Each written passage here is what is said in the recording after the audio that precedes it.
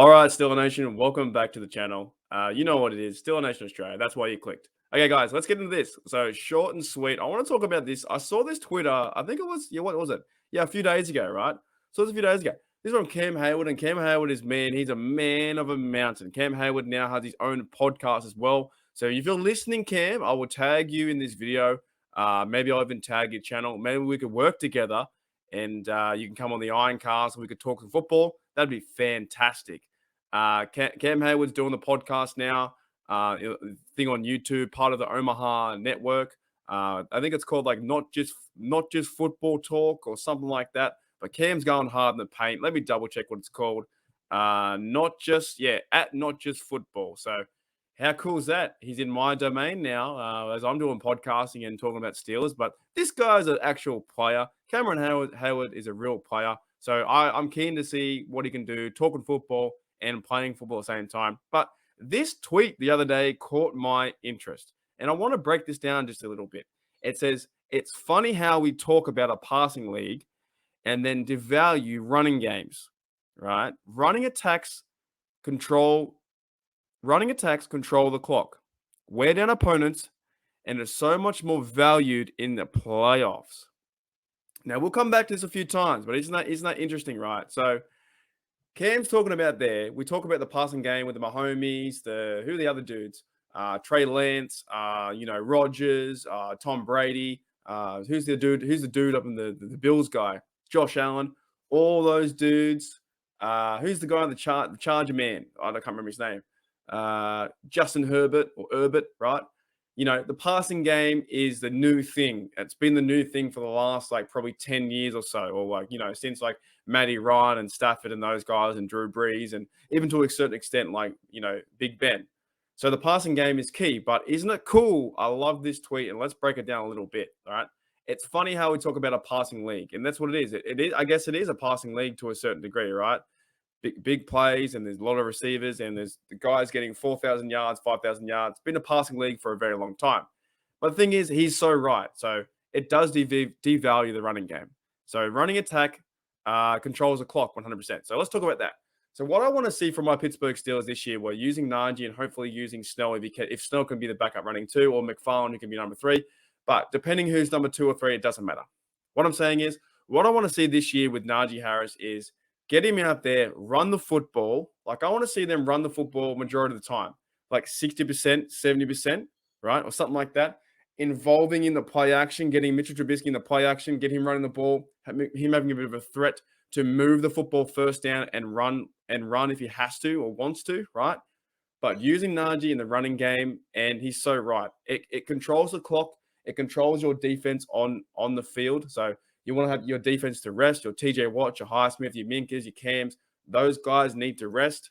And when you're doing a big drive of 10 plays, 12 plays, running the football, controlling the clock, getting the first downs, putting yourself in a position to go and get field goals, you can control momentum of the game, right? So let's go back to this tweet.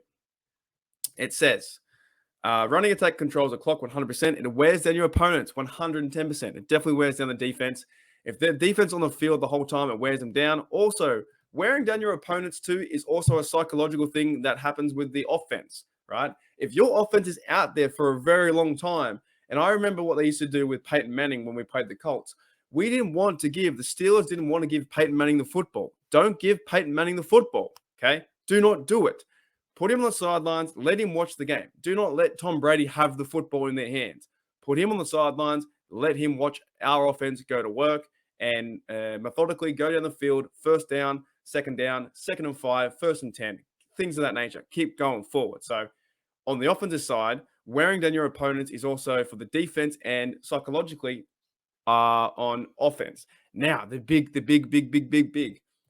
elephant in the room is they're more valued. It says here they're more valued in the playoffs. Yes, we need a running game in the playoffs.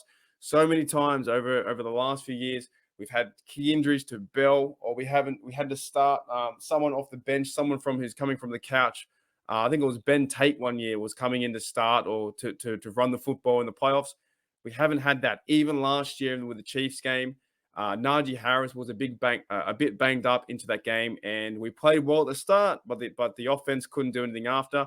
The defense tried their best, but we couldn't run the football and we couldn't get things moving in that playoff game. So what Cameron Heyward is saying here is basically run the football, control the clock, put pressure on that defense, make that offense, psychologically speaking, like, when am I going to get in the field? When am I going to get a chance? Don't let them have the ball, right? The best defense is having your offense out on the field, because if you're controlling the game and if you got points above the other team, the offense can't go out there and score. So run Najee, get him involved in play action, get Muth involved in play action, and that's going to be our success to win. So I love that tweet. I wanted to share that with you guys there. Fantastic. Running attacks, controls the clock. Where the opponents are so much more valued in the playoffs. 110%. I can't wait till we get to the playoffs yet again. Thanks, guys, for checking out Steeler Nation Australia. I want to give a big shout out to me. We got 50,000 views. 50,000 views. That's insane. I didn't think that was going to happen. I'm taking this more serious now than ever before. Last year was a bit of fun. It's still fun, but 50,000 views. That means 50,000 people have looked at this fella. Isn't that crazy? I think it's all crazy, but we're on one. So we're on like 515 subs. If you enjoy the content, if you're not subbed yet, there's a few of you out there, because I check my analytics, I check my stats. I know what's going on. There's about 75% of you who aren't subbed, but you watch my videos. If you want to be a part of Steeler Nation Australia, an honorary Aussie, check in, hit that sub. Try and get me from 515 to 520 or something like that. All right, we got 50,000 views. That's insane. I've been going hard in the paint. I've been working, putting content out there, yelling, and we got 50,000 views. Crazy. All right, as always, guys, here we go, Steelers. Here we go.